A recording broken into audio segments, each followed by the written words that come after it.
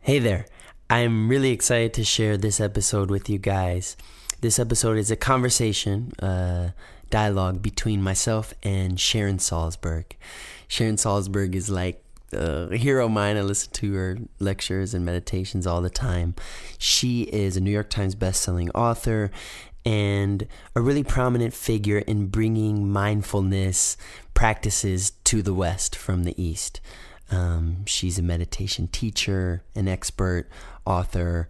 Her most recent book is titled Real Love. We talk about her meditation practice, what that looks like nowadays after spending a life devoted to meditation.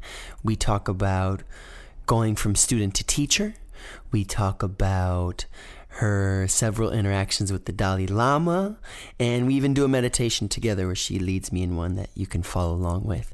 This was an excellent conversation. I left a lot with it personally, changed the way I'm thinking about the new album I'm working on. So without further ado, this is Sharon Salzberg on What Does This All Mean?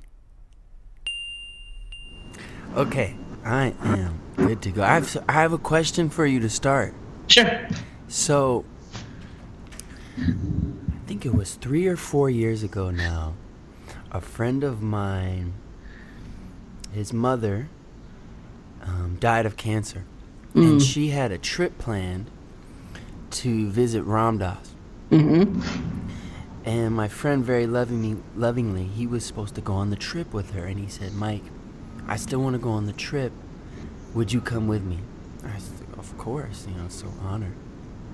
How could you say no? And so we're kind of like cruising around Maui for a few days. And then like we get to the Ram Dass day. And we pull up to his house and we come inside. And it's me and my buddy. There's 3 of us, 2 buddies. And Ram Dass comes in the room. And we talk for, I don't know, 40 minutes, and he says a bunch of things I've heard him say before because I've listened to all his lectures. And then he says, okay, it's time for you guys to go. So we say, okay. And we hug him, kiss him, walk out. And I walk out of his house, close the door, overcome by emotion. And it's just like, the best word I have to describe it is high. I felt so high and in love with the world. And I don't know what the heck happened. What the heck happened, What Sharon? happened there? Is that the question? Yeah, what happened, Sharon? I think it's exactly as you described. He is full of love, and I think especially these days, interestingly enough, he had this massive stroke, and it's not easy. And somehow after the stroke, he metabolized a lot of that suffering into love, and he's the most loving I think he's ever been, and he just showered you with some love. And the best part of it was that you felt loving toward the world. It wasn't just like absorbing it, but it was transmitting it. It was transmitting through you as well. So that's terrific. Yeah, I mean, he said something really simple but profound to me, which was, he said, you walk around all day and you're deciding what to love and what not to love. You're deciding what's good and what's bad and what you can give your love to. You're deeming things morally okay and morally wrong.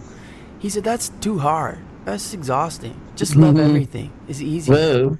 And so I walk out that house. I'm like, I'm in love with this dirt and this gate and this car tire.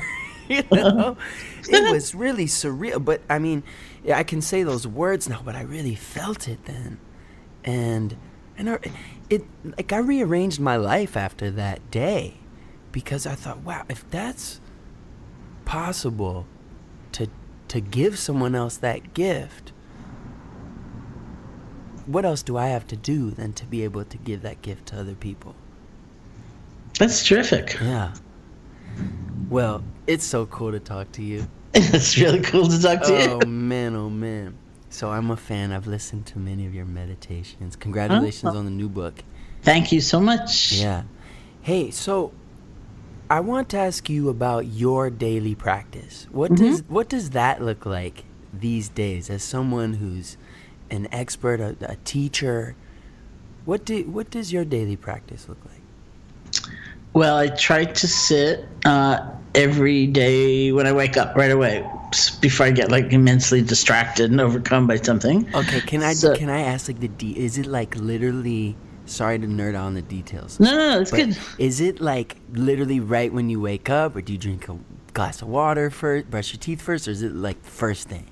It's close to first thing. It's often before caffeine of any form, so that would come next. But I just like get up, go to the bathroom, throw some water in my face, and sit. Like that is my preference, when I can do that. So, and when I sit, it's about half an hour. Sometimes it's a little longer. And it's really sort of an open awareness. I just am paying attention to whatever comes up.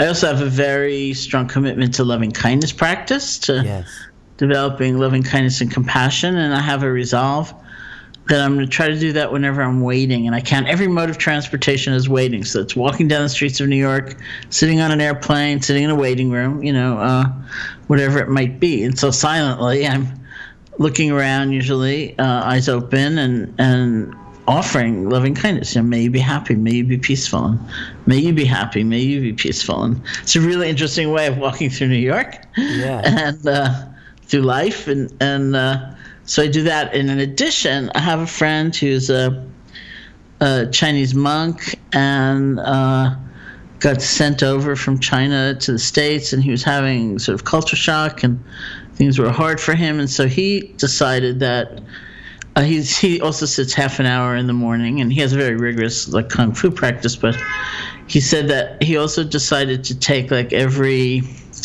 2-minute, 5-minute, 10-minute break in the day when he was just like waiting for something or the next thing, and use it to practice. So I thought that is really cool. So I said to him, "Do you have like an app or something where you count it?"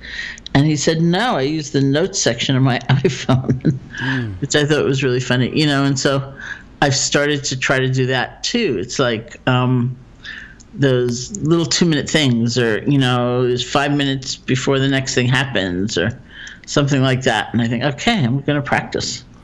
For those that don't know, what is loving kindness? Okay, loving kindness is its own.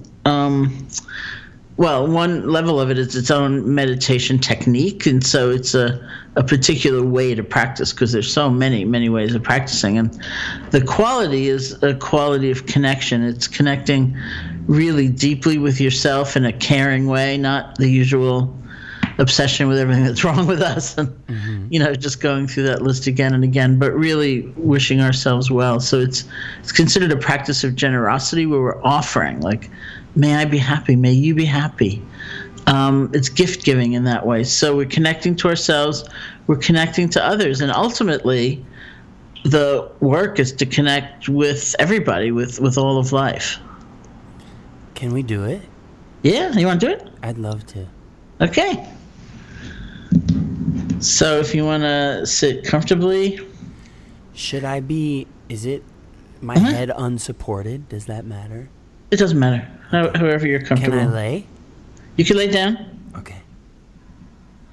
I'm good to go. All right. Okay, just get comfortable. You can close your eyes or not.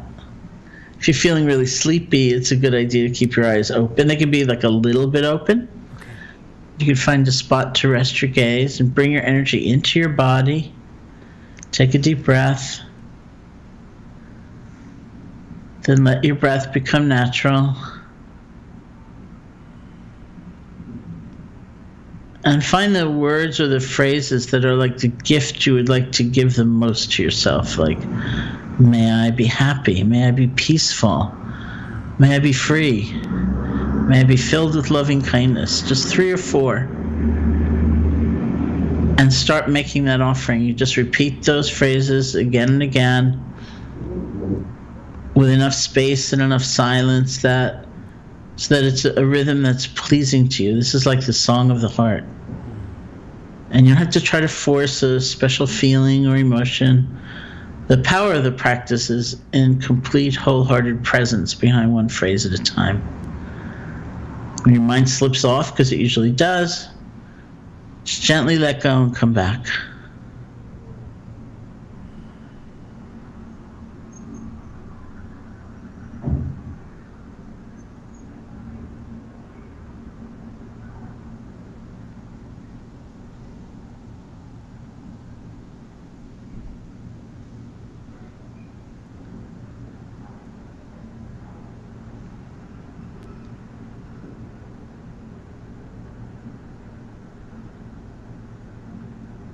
And think of somebody that you really love. Is there someone who, when you think of them, you just smile? It could be an adult, could be a child, could be a pet.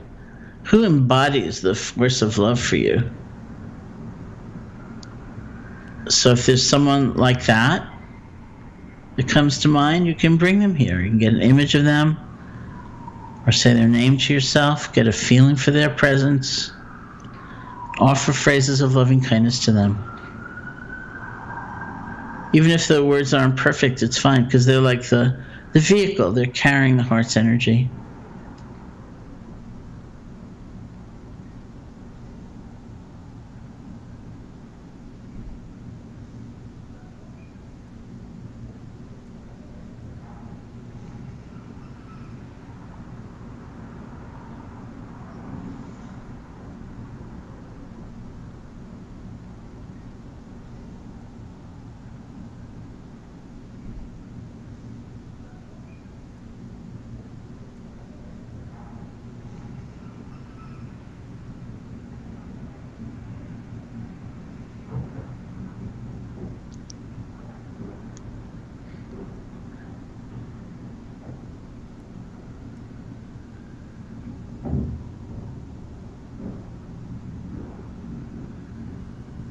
And someone you know that's struggling, that's having a hard time right now, bring them here.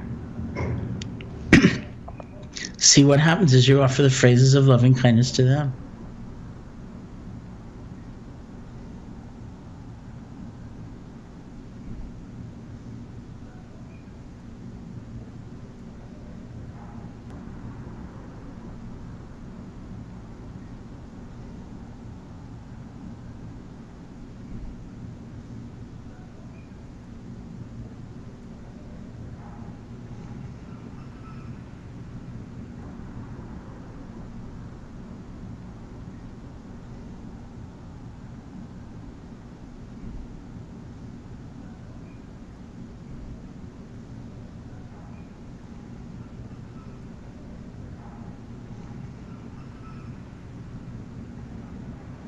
And all beings everywhere, all people, all creatures, all those in existence, near and far, known and unknown. May all beings be safe, be happy, be healthy, live with ease.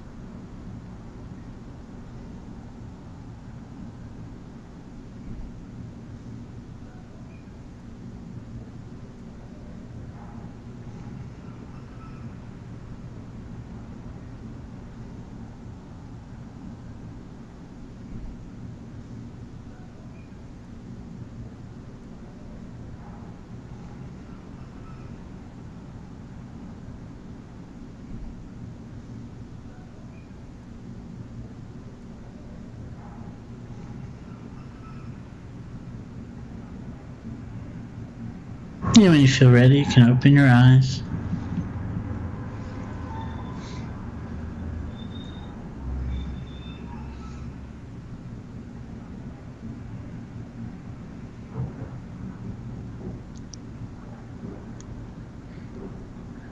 There you go.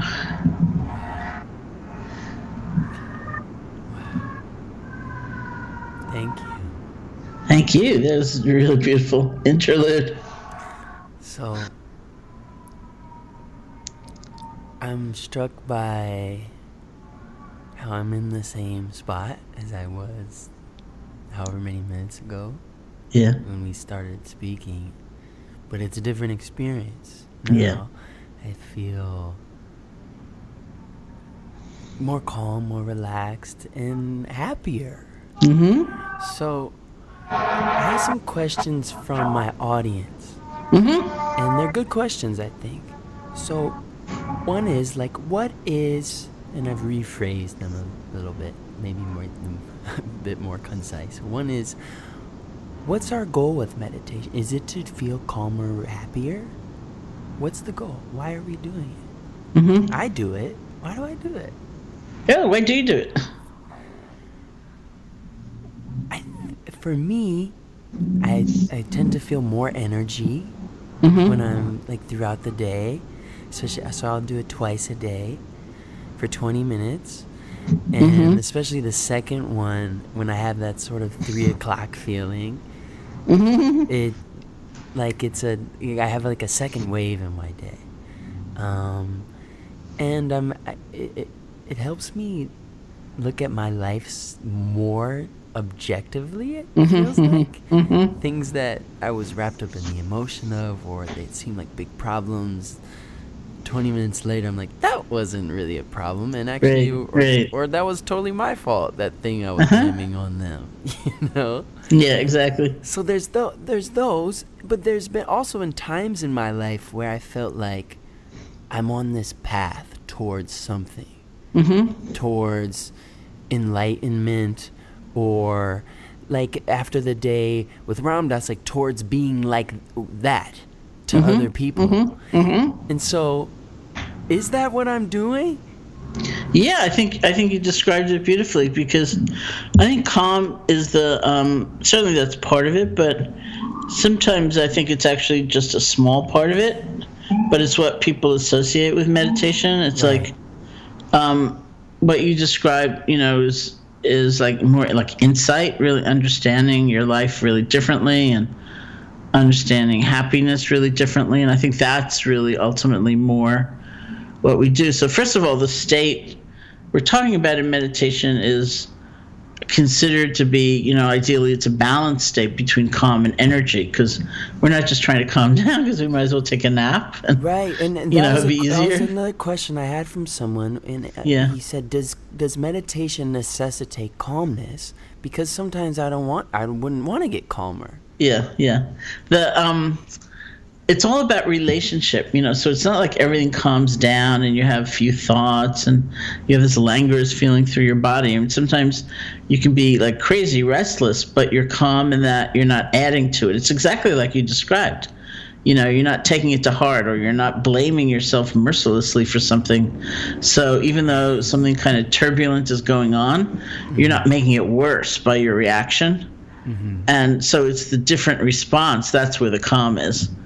Even though what you're looking at is maybe a whole bunch of thoughts or anxiety coming up or something like that. Because we do tend to make things worse, actually, an awful lot of the time. We just add many things. Future projection, like this is going to last forever, or sense of isolation. I'm the only one who's ever felt like this in all of history. Or, or blame, like I should have been able to control this. And sometimes we're blaming ourselves for something no one on earth has ever been able to control.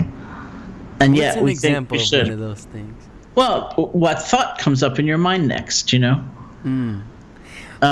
been thinking about it. Are the thoughts I have my fault? Am I responsible for the thoughts I have? No, I would probably reframe that and say we're responsible for how we react or how we respond to the thoughts that we have. But it's not a hard test, like decide you're not going to feel afraid again ever, or like it doesn't work. It's ridiculous, right? Yeah. So this came up for me like 2 weeks ago. I'm totally in love with my partner. Her name's Vivian. And I have one of my best friends in the whole world, Adam, and they're good friends. They've been good friends since before we were a couple, and they hang out. And they have a great friendship. And I know there's 0% chance there's any funny business going on. Like, I know that in my head, but I have jealous thoughts. Like, I want her to be with me right now. And so I found myself judging myself for having the jealous thoughts. But so then I started asking myself these questions, like, is it my fault I feel jealous, or do I just acknowledge that and try to not act on it or relate to it in a different way? Perfect. I mean, it's not your fault. How can you stop it? One of my early teachers is there a way to stop it? Well, has anyone ever been able to stop it? I don't know. No, I mean, one of my early teachers said to me, his name was Manindra, he said, because I would freak out over everything coming up in my mind. He said something like, why are you so upset about this thought that came up in your mind? Did you invite it? Did you say, 3:15, I'd like to be filled with jealousy, please? No. But when conditions come together for something to arise, it will arise. And certainly we can change the conditions, or we can influence the conditions, but we can't get into absolute control. It's like never again will a jealous thought come up in my mind, because it's not real. It's not realistic. And so, but we're really powerful in that we can relate differently. You can see the jealous thought and watch it come and go, and be kind to yourself, or even laugh at yourself, or whatever, or you can see the jealous thought and grab it. And as another one of my teachers, this Tibetan teacher named Sokyin Rinpoche, used to say, it's not the thoughts that come up in your mind that's the problem, it's the glue. It's like we glom onto these things and we build a whole reality out of it, and we freak out and we suffer, and we don't have to. Yeah, I will notice myself, sometimes even during my meditations, running down this thought train of, if someone were to do something wrong to me, what I would say to them. And I play out this whole scene of the words I would use to explain how bad they hurt me, and this whole thing, and they haven't even hurt me. And it's like, what? It's funny, isn't it? Yeah, what's going on here, buddy?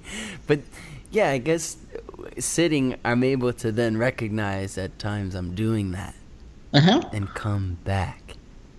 And I've heard you say before that that's where the power is, right? Yeah, that's right. That's right. Is then in life, because if I'm doing that sitting down, I must be doing that all the time. And if I can catch that in my life, that makes a difference. Oh, absolutely. And we can be so hard on ourselves. It's like, even if you're doing what's a very common kind of meditation practice, like just sitting down and feeling your breath, it's not likely to be 1,000 breaths before your mind wanders. It's usually 2, or yeah, 1, and then you're gone. And that's why I say I put so much emphasis on the next moment, because it's like that time's already gone. You were asleep, or you were lost in fantasy, but then comes that moment when you recover.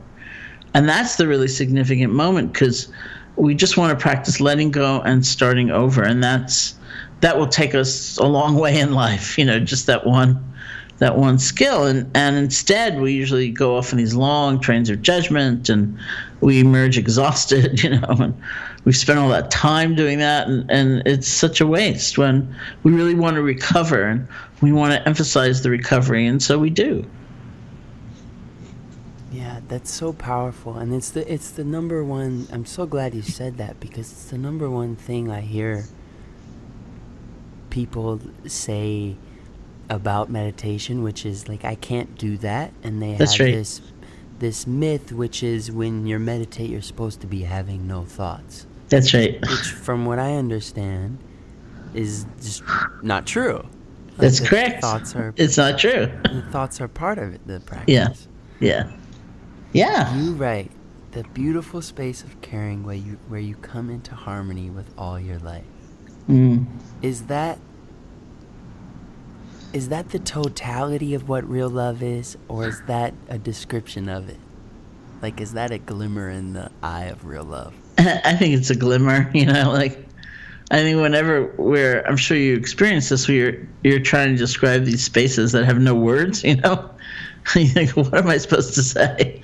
But I think it's why I keep trying is because we're fed so many myths and even lies about what it is. And, we feel so incomplete a lot of the time, and we don't have to really. And one of the real things or main things I was challenging in the book Real Love was this idea that love is in the hands of another, and they can give it to us, but they can also take it away from us. And if they were to take it away from us, we'd be left with nothing. We'd be really bereft. And in contrast to that, I was trying to reframe love as a capacity or an ability we each have within ourselves. It's ours. It's inside us. And other people certainly might awaken it or enliven it or threaten it, but it's ours. And so, I used to get this image almost like the UPS person was standing at my doorstep and looking down at the package of love in his hand and saying, wrong address, and going the other way and say, wait a minute, come back. I have nothing now. But we're taught it's like that, but it's not really like that. And so we can cultivate that ability, whether we're in a relationship or not, or, we cultivate that ability in the way we look at ourselves, the way we look at another, any kind of relationship, friend, partner, whatever. And we can actually cultivate that ability to connect and care in a full-on way, just being alive with life itself. Wow, so if I'm hearing you correctly, that feeling that one might assume could only come from finding, quote, the one, end quote, could be found anywhere at any time. Like from the microphone I'm looking into. It could be. Whatever, or just the sense of being alive. Yeah, that's right. I really do believe that. I do too. What are the upper limits? Do we know the upper limits of that? Like, is it possible for a human to walk around and just be in that all the time? I mean, it sounds like you've studied with magical beings. Are those people like that? Are you like that? I'm not like that. Let me hasten to say that right away. I'm not like that. This is my 10th book, and a lot of them are on love, but I'm not like that. But I do believe it's possible. I think that's why you got sort of a taste of it. I mean, I don't think Ramdas is necessarily like that all the time, but he would certainly go to the mat and say his guru was, Yeah. And it's because his guru was that he saw the power of love, and it's because you had that experience that you were transmitting it to others. You didn't just go home to your hotel and say, wow, I feel great. I hope no one bothers me. I can't stand people. It rocked my life, Sharon.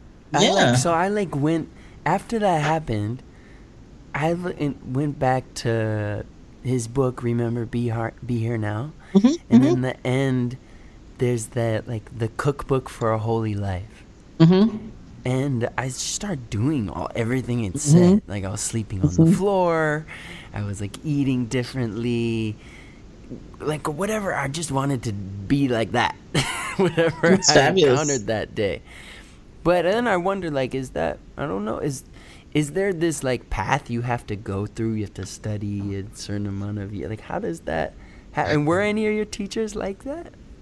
Sleeping on the floor? Not sleeping on the floor, but emitting that, in that space. Yeah, no, my teachers definitely were like that. I mean, that's why they were my teachers. Right. But no, I don't think that, everyone has to sleep on the floor or spit cardamom pods into the chai, whatever it was in that cookbook. I think that was in the cookbook. Yeah, there was some peculiarities in there. Yeah. But it's something about stepping out of what is ordinary, maybe, or what. Basically, the problem with the ordinary is that we stop paying attention, It's it's my 50th cup of this kind of tea. I'm not even going to taste it anymore. Or I've ridden on this subway, 1,000 times. I'm not going to even realize where I am anymore, And so sometimes we have to kind of change set just to wake up and say, oh, where am I? What's going on here? And, that's why all those practices exist, is to help us see anew and see more completely what our experience is. And then, you don't have to sleep on the floor, and you don't have to sleep on the floor forever, even if you choose to do it for a while. But it's interesting just to stretch, to get out of your comfort zone a little bit. And the teachers are an amazing gift when one has one, and I don't think all is lost if you don't have one. But in addition to kind of helping you maybe directly with your practice, they can be models of a kind of love and acceptance that really means a lot to us. They mean a lot to the student, you mean? Yeah. I had this one teacher, this woman named Deepama, who I would say was one of the most loving people I'd ever met, in the simplest kind of most maternal way. You know, she had tremendous tragedies in her life and a lot of suffering, but it didn't make her self-preoccupied or bitter. You know, she really was interested in everybody, and she wanted everyone to be happy and comfortable, and she was just hugely loving. And you know, she was an important person for me because I saw what she'd been through. You know, she didn't have that easy a life, and she somehow dealt with all of that and came out that way. Or I hear those stories that Ramdas tells about Neem Karoli Baba, about Maharaji, and you know, it's always been really fascinating to me because you know, the people, and so many of them are really close friends, and who went off and met Maharaji, met Neem Karoli Baba. Nobody ever seems to say, well, that was a stupid time in my life. You know, I was, you know, I got overcome by some hypnotic weirdo, you know. And every single one of them says, that was the most amazing time of my life, and he taught me what love is, and, you know, he showed me how you can be unconditionally loving. I think, wow, that's so interesting. Right. It really is. Is that a goal of yours? To be unconditionally loving? All the time? Yeah, I'd say it is. I mean, I don't feel it in a self-punishing way, like, damn it, you know, like I blew it again. You know, but I do believe it's possible, and I think that the more free I get, I think the closer I'll get to that. And do you feel like you're the closest you've ever been now? Yeah, definitely. So it's always a moving forward for you. Yeah. And does it feel attainable? Like it's something sometimes too. Say it again? I move back sometimes too. Right. But even the moving back is like part of the meta of moving forward, right? Yeah. So but does it feel attainable too? Like that's something you can get to, this life? Possibly. You know, I mean, I sort of don't think of it so much as that linear anymore, quite. You know, I think it's attainable. I do think possibly in this life, or certainly as long as I have a feeling I'm learning and moving toward it, then whatever, you know. Right, there's nothing else to do. Yeah. That's it. So when did you move from being a student to being a student and a teacher? And how did you have the courage to do that? Was it scary at first? It was very scary. I was 21. And thank God you did, by the way. Thank you so much. I had gone to India when I was 18, and I came back and finished college, and I went back to India. And when I was 21, I was leaving India for what I was convinced was a very brief period back home in the U.S. before I went and lived the rest of my life in India. And I went to Calcutta to see that woman teacher, Deepa Ma. It's a nickname. It means Deepa's mother. And I said to her that I was going back to the States, and it was then that she told me that when I came back, I should be teaching, that I would be teaching. And I said, no, I won't. And she said, yes, you will. And I said, no, I won't.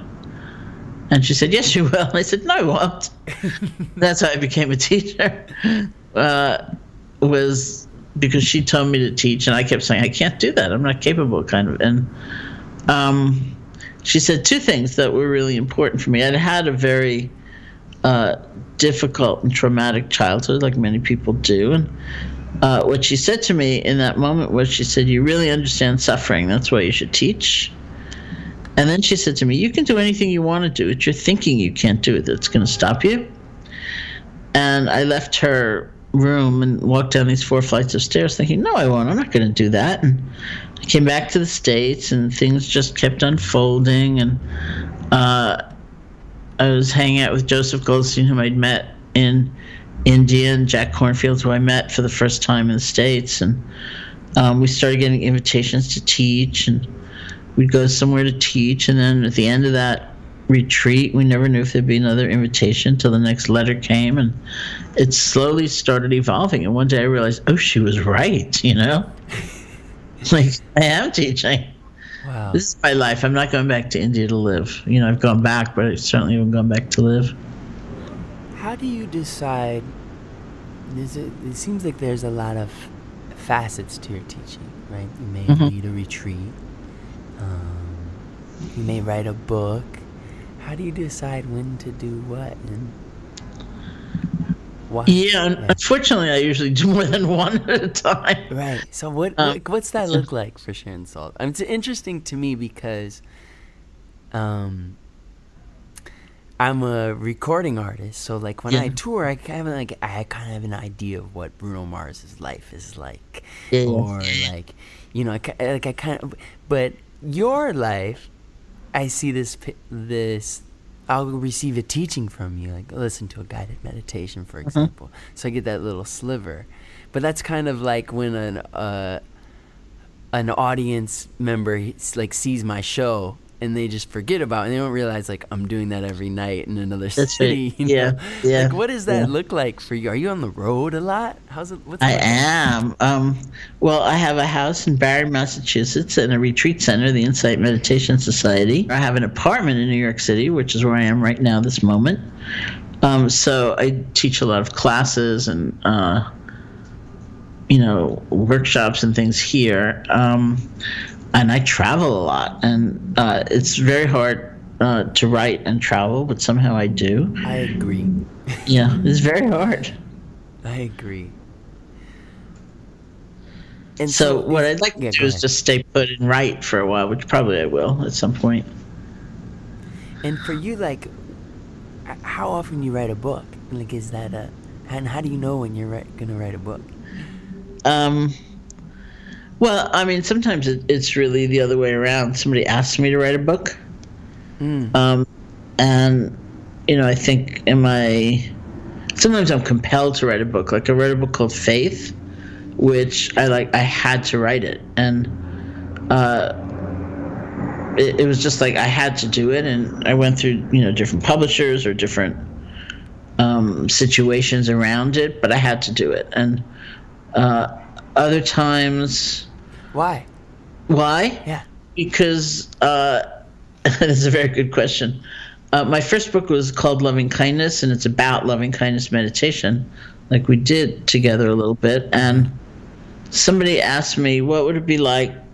They said to me, what's it like when, like, your whole life's work is sort of in your first book, and you feel like you want to write another one? And I said, well, you just have to go deeper. So I thought, okay, what's really deeper for me? And I realized it was this question of faith. And it's not faith in the conventional sense of the word, of like belief system or dogma or something like that. It's really like one of those times we can offer our heart to something, when we really go forward. And I think about, me at 18 in college and deciding to go to India and study meditation. It's like I'd never even been to California, when I went to India. Like, what is it that lets us say, I'm going to give it a shot, I'm going to try? And so I was fascinated by the topic, and it really turned out to be my faith journey. And so it was just time for me, to put all that together and put it out there. And so I persevered, and I got that done. And a lot of the books I've written have been the publisher saying, we'd really like to see a book on this topic. What do you think? And, then I go inside and I think, well, do I really have something I feel I can say that's, worth saying or different or, whatever. And this last book, Real Love, I think, when I was doing the audio version of it, I was thinking, oh, this should have been 3 books. So like, wow. Because you should have split it up? I should have split it up. To 3 books? Yeah, but I did. Because you were reading the audiobook and it was long? It was long. And you were tired? And I was tired and not. And I also thought, oh, there's actually a lot more to say about some of these topics. And I thought, there's the like next one. Book. Yeah. That's the next one, huh? Maybe. Yeah. I think so. What would you say is the point of your life? Oh, I think it's helping people, and I think it's in the sense of you know, it's helping people have more faith in themselves and faith in their ability. Even like what we talked about earlier when you said most people have this mistaken notion about meditation. I completely agree. Mm-hmm. You know, I meet person after person who says, "Oh, I tried that once, I failed at it." Yeah. You know, and I think in a way those are really my people. Right. Because we don't believe you can fail at it. Most people have misconceptions about what's supposed to happen anyway, and sort of helping clear a path so that people can go on. You know, that just happens to be my particular methodology for growth and transformation. And, you know, there are many, many methodologies, but given that that's mine, you know, the one I'm familiar with, I want to help people really trust in themselves and their ability to learn and to grow and to get more loving and to be happier. Wow. Does being happy matter? Yeah, I think it matters. I think it's not the ordinary sense of happiness, which is just kind of finding things pleasant, you know, and not having any upheaval or whatever. But it's not. I think it's a sense of belonging that we all need, and we have a sense of. We need a sense of feeling at home somewhere, in this body or in this mind or on this earth or with someone. Or I think we all need that, because I think without that. We can't help anybody else. We're too exhausted and too depleted. And so it's like I define happiness as a kind of inner resource. In Buddhist teaching, they say the best kind of generosity comes from a sense of inner abundance. It doesn't come from how much you have by an external measure, because you might have a ton of whatever, but you don't have the inner feeling that you even have enough. And so it's very hard to give. And you take that away from material generosity to like generosity of the spirit, you know, thanking someone or caring about them or trying to help them or even paying attention to them. It's like you need to have something inside from which you're drawing the energy. Because if you feel exhausted and depleted and shattered and broken, it's very, very hard to care about anybody else. And so I think of happiness as an essential ingredient in being able to connect to others. That is so big, what you just said. So big that the feeling of enough, having enough, is what we need to be able to give to others. Yeah. So like, if to take that out of conceptual terms, like someone could have, I saw it in India when I was there. Someone could have like nothing, but they feel they have enough, and they're able to, like, I would walk down the street and these people that seemed so poor to me were giving me food, like, please come in and eat this and drink this. Whereas some people in LA may have millions and millions of dollars, but they don't feel they have enough. And so they're not going to give you anything. And what I'm hearing you say is that's not only true of material things, money or food, but also of compassion and love. Like if you don't feel you have enough love, you're not going to give any to anybody else. That's right. That's exactly right. That's what I'm and you know what? saying. I struggle with that. I struggle with that. I've heard some of your recordings before and lectures where it's like I've heard you mention, and I really deal with this, it's like the hardest person to love is me. Yeah. Where I'll be like consider myself a nice guy, talk to my friends, and then list this inner dialogue, and it's like I would never speak that way towards anyone else. Yeah. And I'll talk about this to people, and they'll glorify it. They'll say, oh, well, that's because you're driven, and that's how you got to where you are, and you're disciplined, and you have the fire. And I just think to myself, like, well, one, I don't think those things are tangled up, right? I think you can be skilled at a task and, quote, successful, end quote, while being nice to yourself. I totally don't think you have to be like the tortured artist to be a good artist. But if You did? I wouldn't pick it. I'd pick chill, and if I could choose, or I'd pick to love myself rather than be a great artist who hates themselves. Yeah. And why do we value being hard on ourselves? Where's that come from?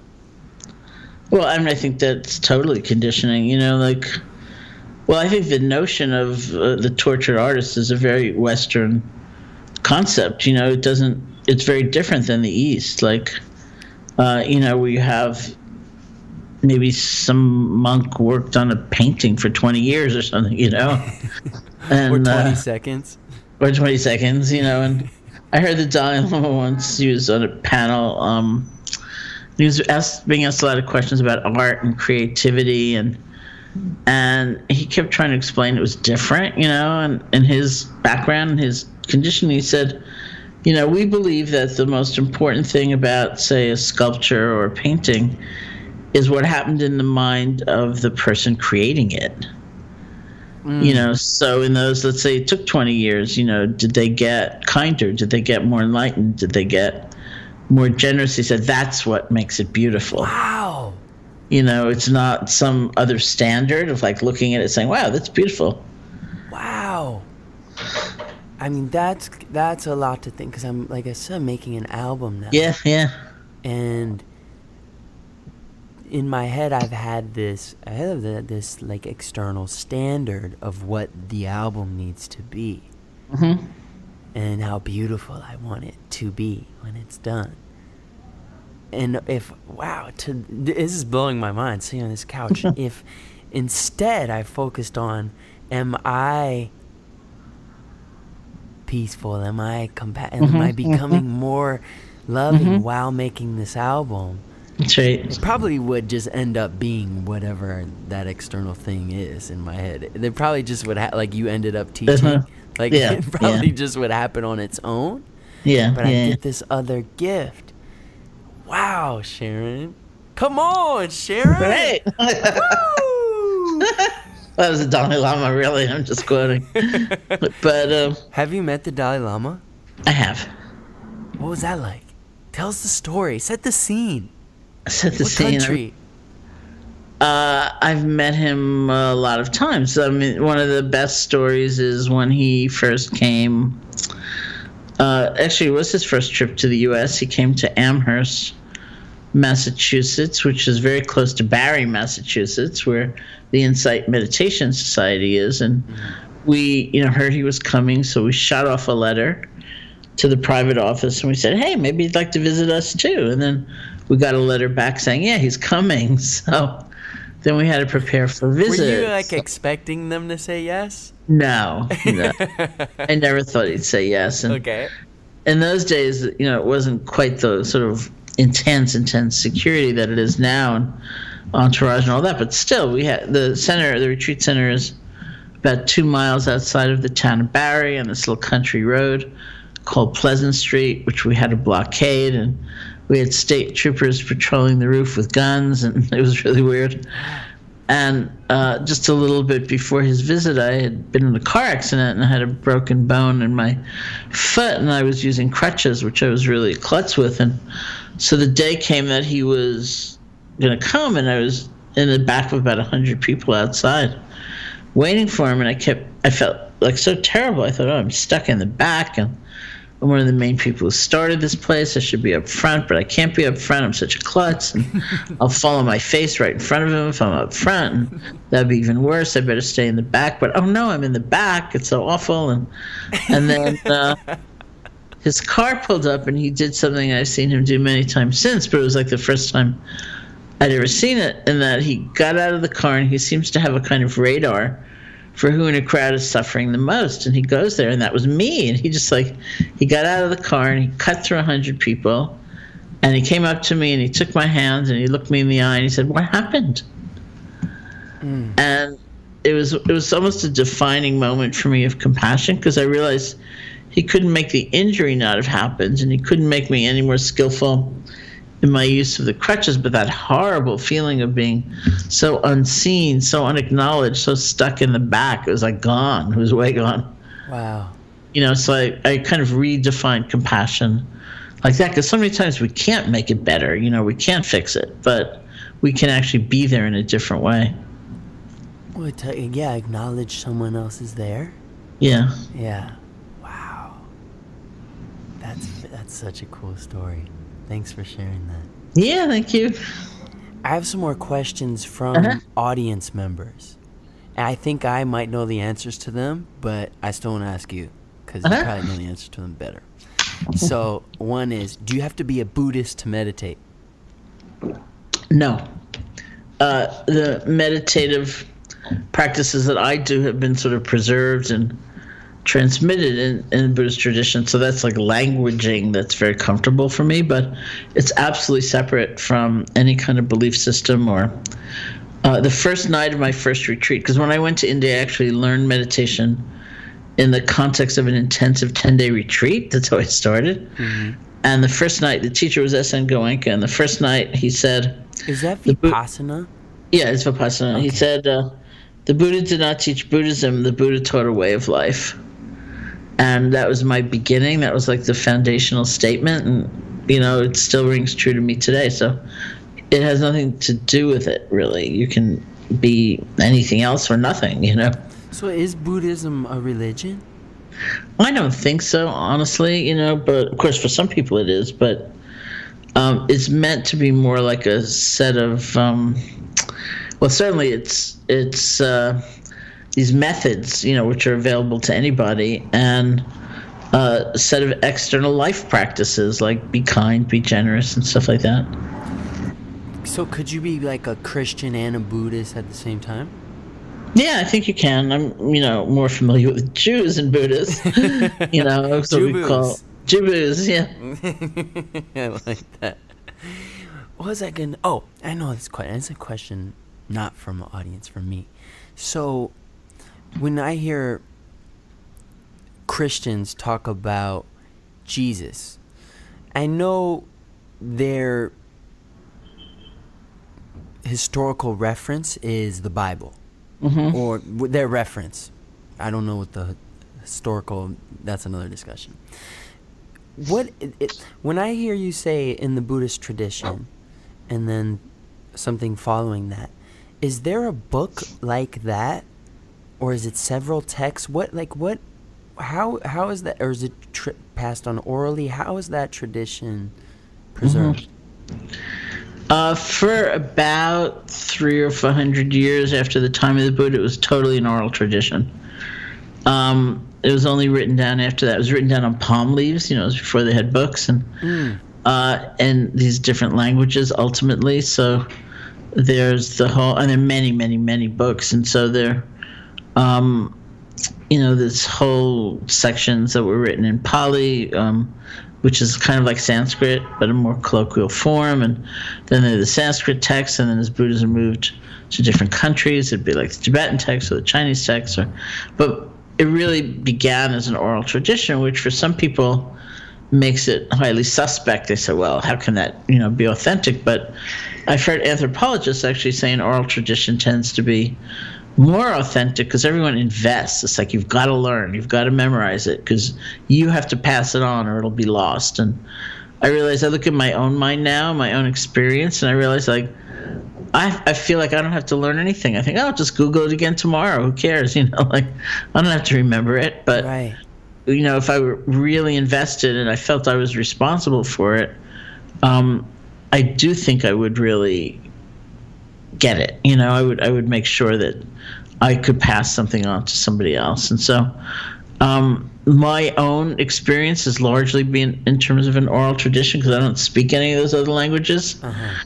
And, I sat with my teachers in India like night after night, or in Burma or Nepal. And so that's a lot of the way that I learned. Do you have a teacher now? I do. I have a Tibetan teacher. He's younger than me anyway. His name is Sokny Rinpoche, Tsoknyi. And I sit with him when I can. He lives in Nepal, but he comes here to the States. Mm-hmm. And so what is that? What's that relationship look like? Do you go there and be with them in the mountains Yeah, I mean, somewhere? Like, I have this romantic fantasy. well, he teaches retreats here, so it's more like you go to a retreat center and you register and you eat vegetarian food and you're silent. And, Got it. But I've known him, for quite a long time. His father had been one of my teachers. Okay. How many teachers would you say you've had? I've had a lot of teachers. I've had a lot. I'm like a serial student. And they've been clustered. My early teachers were all either Burmese or had themselves studied in Burma. And my more recent teachers have largely been Tibetan. So I've had some significant teachers. Is there a relationship between meditation and food? There can be in both ways. It's like, you mean in terms of the quality of one's meditation and the... Yeah. And Yeah. I was thinking also in terms of what one eats and also when one eats in relation to meditate. Well, the tricky thing in terms of the what is what we have from the Buddha, from that oral tradition and the stories and so on, was really addressed to the monastic community who had going out on alms round and, basically begging, like going out with a begging bowl. And he had a lot of kind of sociological concerns, like you weren't allowed to just go to the house where you knew there was a good cook, or where you knew people were richer so that you'd get better food. It's like you had to take what was offered. So, for example, he wouldn't let people, his monks and nuns, turn away meat unless they had heard, seen, or suspected that the animal had been killed just for them. In which case they should turn it away. Otherwise, they should accept what was offered. So what that means for 21st century, life, where you go to a supermarket, it's turning into a very individual kind of personal dilemma and effort to understand for oneself what that kind of thing means. And I know how I would interpret that. Yeah. Well, I would, like, if I went to the supermarket, it'd be like, don't buy the meat. Yeah. But if you went to your friend's house and they were having meat, you could eat it and not waste it. Right. That's how I would interpret it. Yeah, and I think many people do, and so, in yogic traditions and in Hinduism, for example, it's much stricter, and like when you meditate is much stricter, like meditate in the morning before you've eaten anything. Whereas usually we just say, in all honesty, we say the best time to meditate is when you're actually going to meditate. And if that's first thing in the morning, that's great. And if that's after dinner, it's after dinner, Yeah. But the important thing and the hard thing is making it real. It's like actually practicing. Meaning like showing up to do it? Yeah, showing up to do it, rather than thinking, wow, it's a great idea. I'm laughing because I have a buddy. He's an incredible poet, and he meditates daily. And he'd been keeping track of, like, he had this app on his phone, and every time he'd meditate, he'd like log the minutes. And he was very proud of his minutes. And we went on this a river trip, like a rafting trip, and we were like totally off the grid. None of the phones worked as far as service, but we were all like, there were several meditators on the trip, and we'd meditate together. It was very sweet. But every time we did, he had to time it on his phone so he could get the credit and the points. And I was with him 2 days ago, and he's talking about how his phone updated and the app hasn't updated, so like his points have been erased, and he's like all devastated, and he's going on. I'm like, Adam, you look like you need to meditate right now. So sad. I know, and he like knew how ridiculous it was too while he was saying it. But I don't know. Maybe you had to be there, but it was funny. It's kind of funny. I have a question from an audience member. He says, how does a teenager find purpose in life? He said he's seen people in his life commit suicide. How do we, and he thinks he knows why they did it. How do we prevent this from happening? And it's like a good question. Yeah, sorry, I'll let you answer that, and then maybe I can expound on it. Yeah, well, please do. I mean, it is a great question. It's a really sad, obviously, question as well, because it can be so prevalent in communities. And I mean, I think a lot in society has broken down, the kind of ways we used to come together and the sense of community and, the ways, like I love technology and I really love social media. And for some people, the ways it's used are more destructive than constructive. And, as one professor friend talking about his students, so that kind of age group, said to me, no one posts a photo of their mediocre lunch, Right. And so people are kind of competing for the perfect experience as though that existed. And, it's all about connection, I think. And so, helping people form a sense of community, whether it's online in a different way or in person. And the person I know in my life, he wasn't a teenager by any means, but who was probably suffered from the most significant depression of anybody I knew in my life, got the most fulfillment out of helping others. And when he was really in a bad way, I mean, he needed medication, he needed all kinds of things, but way beyond medication. But in the midst of that, the thing he would talk about would be going and wrapping sandwiches for homebound people or something like that, Wow. And he needed, in addition to everything else he was doing, he needed to kind of get out of his own way, and remember the kind of the human community, or it could be the animal community, but it's some sense of connection. And so I would, depending on the situation, really try to urge that. So what were you going to say? Yeah? I was going to say, I was going to kind of expand the question, but I think you answered it, which was, I see this in my friends, but certainly in my audience a lot, who I think is like 18 to 30, and they're looking for some sense of fulfillment, and there's an expectation that it's going to come from work when they find the right work, quote, the right work, end quote, or quote, the one, end quote, like the partner of their life.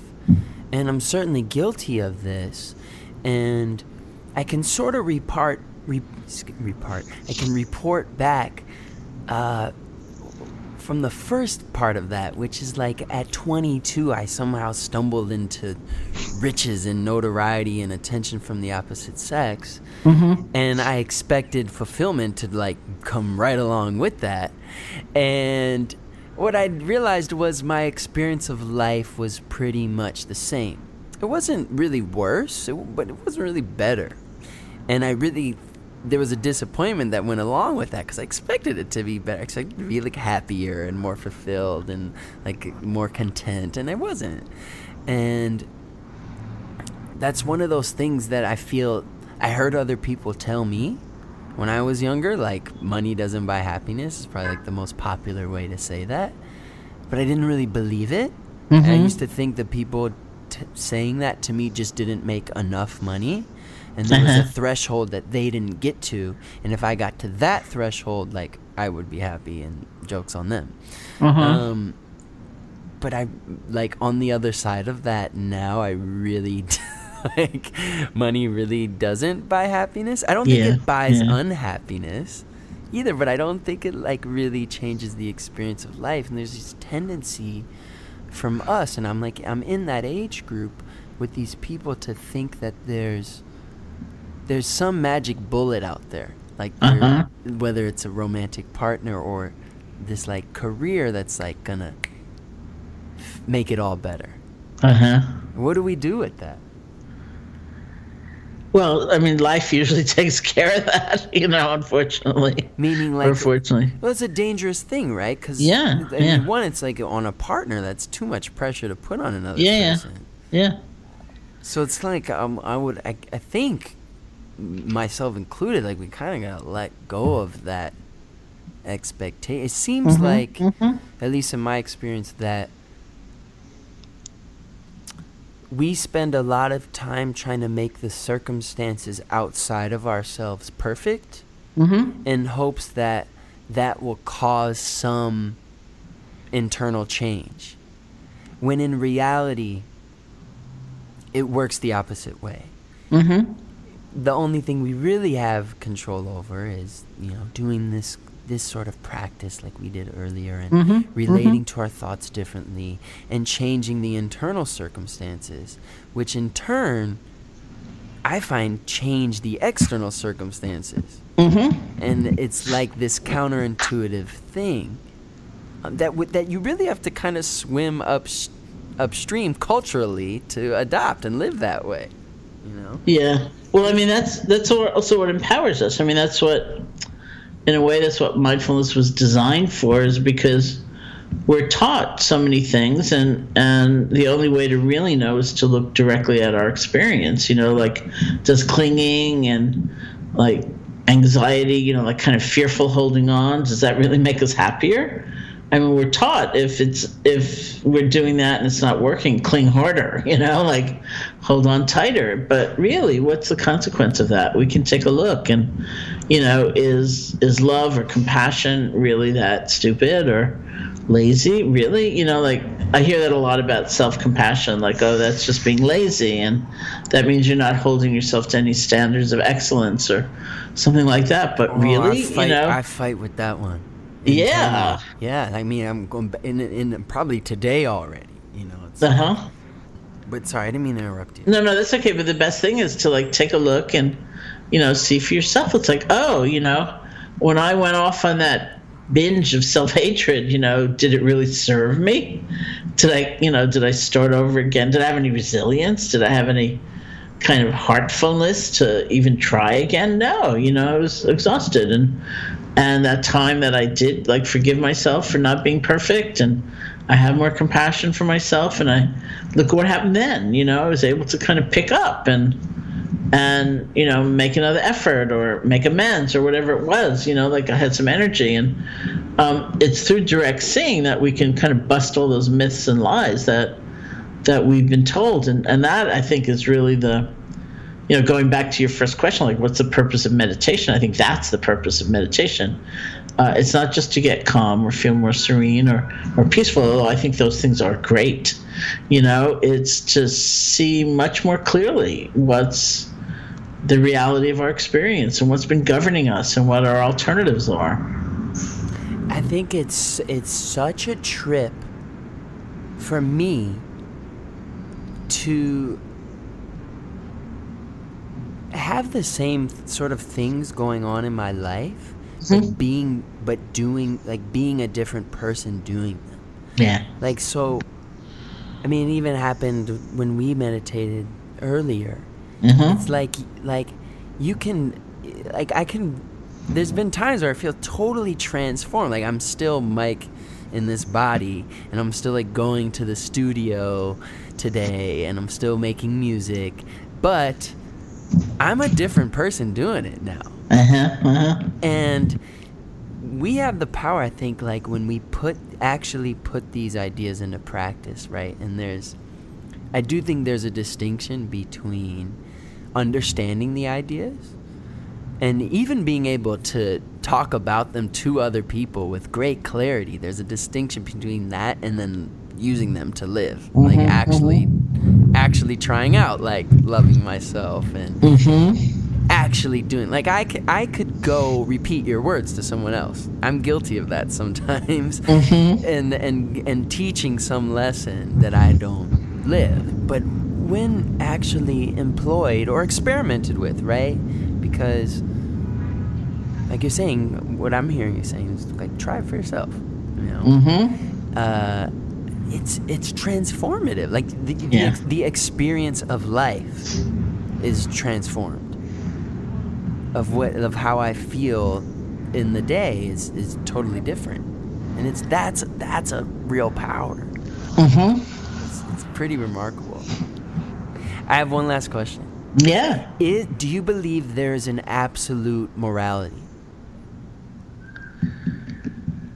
I believe that there are moral laws in the universe. I don't believe that. I don't believe in moral relativism. I don't know if I'd go so far as to say there's an absolute morality, What's but moral I think relativism? Moral relativism is kind of saying that everything is contextual. You know, it's like if your culture tells you it's okay to do something, then who's someone from the outside, you know, to come and tell you it's wrong? Okay. That, you know, all views in a way in a certain context could have some validity. And I don't really go for that. I think like I can talk to, the example I keep using is I can talk to somebody forever about whether it's right to kill girl babies, you know, like, because they're girls upon birth, you know, and I say, no, I don't think that's right, you know, like, no matter what your culture might teach you or my culture might teach me, you know, I think that when we, you know, this comes right out of my acquaintance with Buddhism, it's like, if we act from a place of our motivation is hatred or greed, it's going to have certain consequences. I think it's just energetic. It's not like judgmental, you know. It's just like saying, do you believe in gravity, you know? And it's just energetic. And when our motivation is kindness or wanting to serve, I think that has certain consequences. And but I would also say that the whole essence of morality in Buddhist teaching is not just compassion for someone else, it's compassion for ourselves. It's like for once in our lives to try to give ourselves a break. You know, it's like if you tell a lot of lies, for example, and then you sit down to meditate to discover the truth, it tends not to be that easy. You know, you sit there and you freak out and like, did I lie to enough people? And maybe I have to tell another lie, and where's my phone? And, you know, did I lie, you know, loudly enough? Maybe I need to bolster it. And like we're consumed with all of that. Whereas if, you know, our lives are just kind of more straightforward, then we free up all that energy and we can actually practice. So it's like out of kindness toward ourselves. That there's a very beautiful quote from the Buddha where he said, if you truly loved yourself, you'd never harm another. Like if you truly loved yourself, you'd never harm another. Because first of all, harming another is like harming ourselves.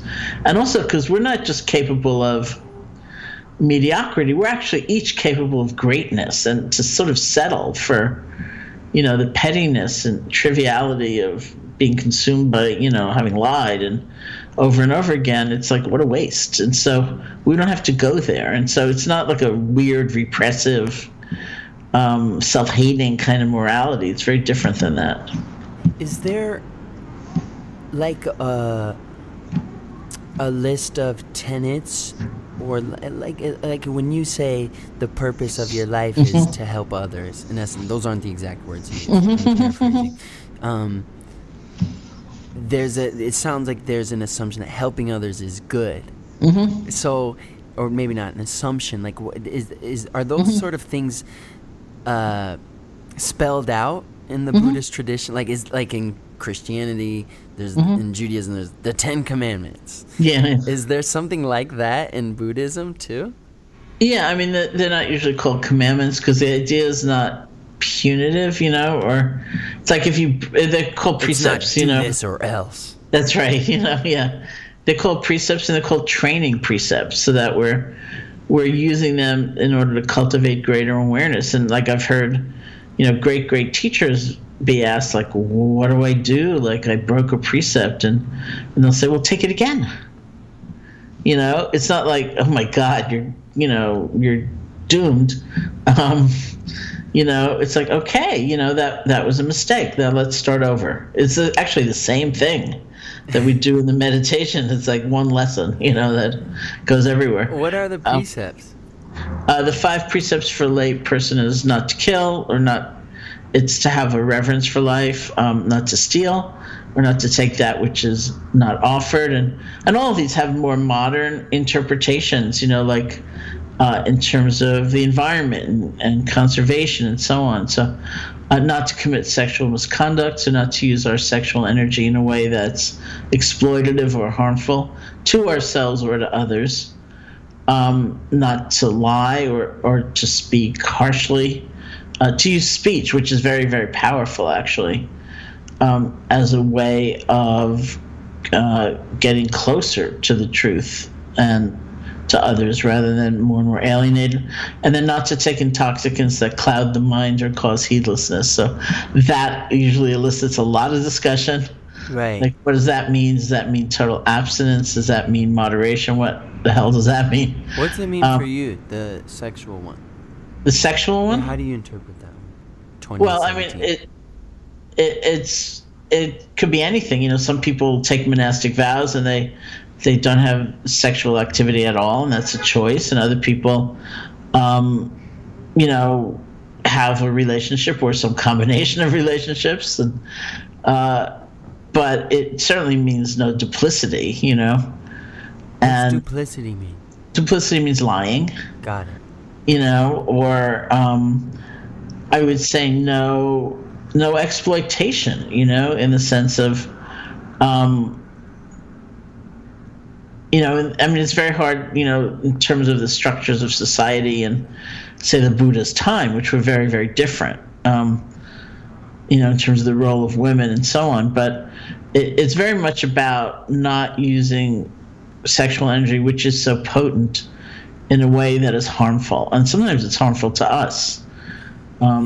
As well, as potentially harmful to others. So when I say no exploitation, I mean no objectification. If you're in a relationship and you have actually a very different understanding of what that means, then that's a problem. Yeah. I'm an example of someone who hurt others and themselves sexually. When I was younger, on the road, I got all this attention from the opposite sex that I felt I hadn't gotten before. And so this made up chip on my shoulder. And I would totally objectify women and use them on the road, and I'd leave. And this went on for years, Sharon. And I took a step back at some point, and what I realized was I couldn't turn this thing off. Yeah. And I was cut off from being able to actually connect because I had been objectifying so long. And so I know I exploited and hurt other people, but there was also a ramification in my life, which was I couldn't get intimate. It took I still have to shake off some of those cobwebs 5 years later, And so I feel that one.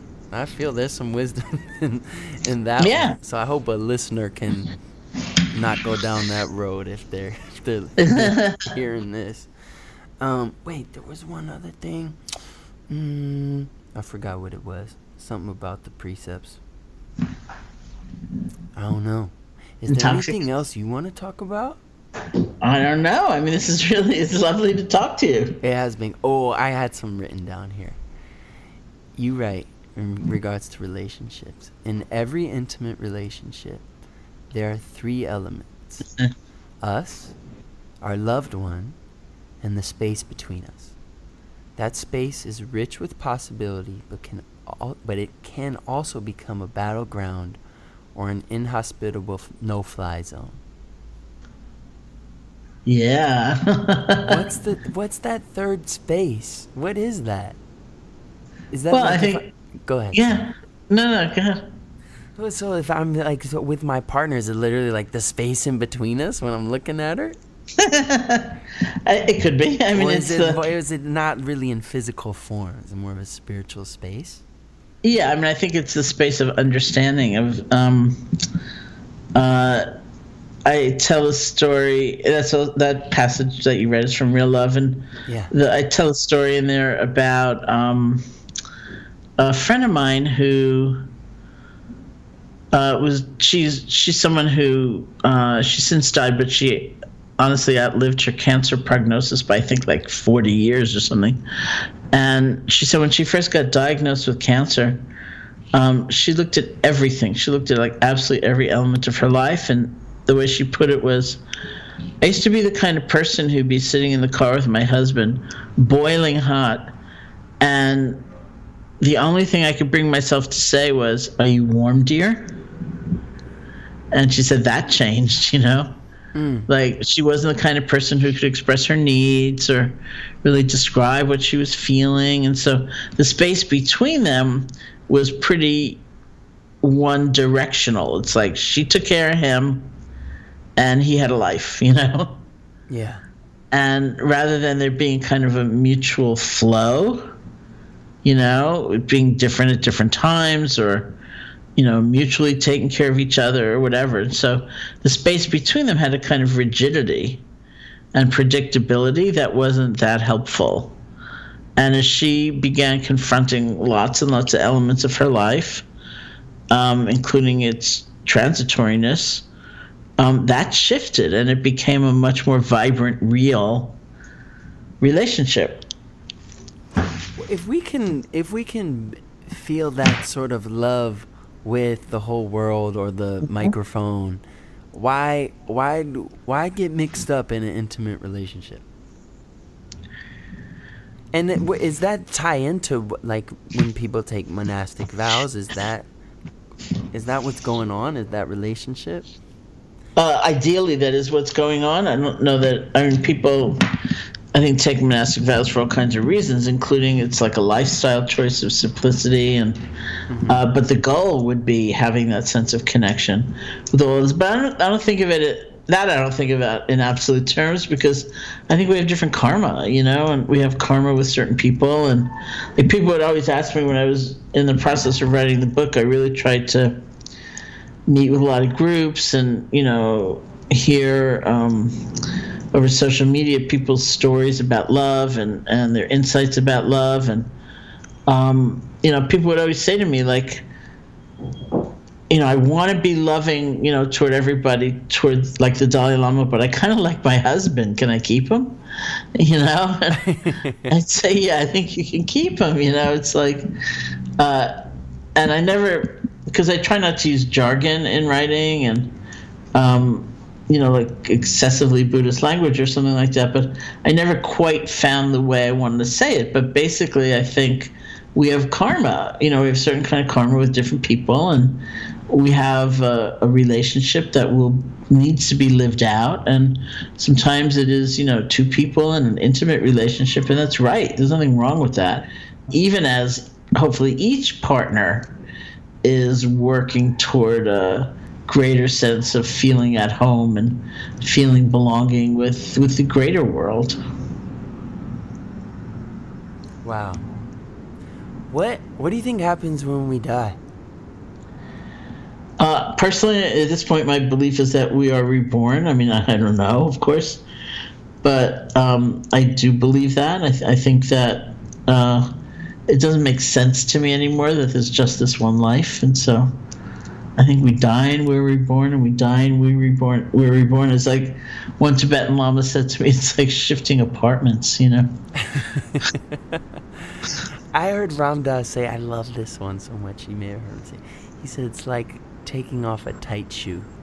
Oh, that's nice. Isn't that nice? I mean, especially for him, you know, you think at this point, he's lived in that wheelchair for a good long time, and, you know, it's not easy a lot of the time, and he's so full of love, and he's so bright and brilliant. It would be interesting. It would be an interesting moment. Yeah. Is there anything else you'd like to say? Like, how can we follow you? Are you on the social medias? I am. Yeah, okay. Tell us, you're on Twitter, Instagram? I'm on Twitter, yeah. My website is SharonSalzberg.com, and Twitter it's at Sharon Salzberg, and I think it's at Sharon Salzberg everywhere, actually. Amazing. And is there anything else? So yeah, I would say you're basically we're talking to like these. I mean, there's other people mixed in, but largely it's 18 to 30-year-olds. Is there anything else you want to challenge them or leave with them or invite them before we wrap up?